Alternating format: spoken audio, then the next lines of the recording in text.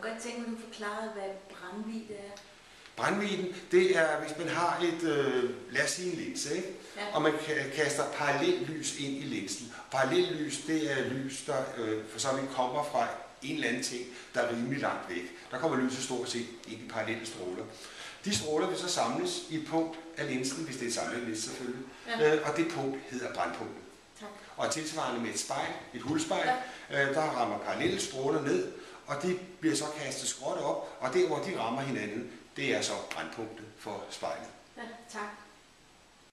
Og så vil jeg tage det lys, som han jo sender herover af. Det vil jeg bruge og sende ind i sådan en lille linse, jeg har her. Og hvis jeg gør det, så får vi herovre på væggen et pænt lille billede af Frederik. Det står godt nok på hovedet, men det giver dig et billede af Frederik. Sådan virker en linse. Se, nu skal vi lige overveje noget.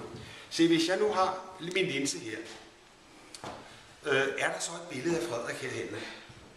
Jeg kan ikke se det, fordi lyset rammer jo ikke noget. Når lyset ikke rammer noget, så kan jeg jo ikke se det. Vi kunne heller ikke se solskin, uden at lyset fra solen rammer et eller andet og sender op til os. Men lad os lige prøve at tjekke efter. Er han derinde? Jo, han er der som stadigvæk på min hånd, ikke? Så billedet er der.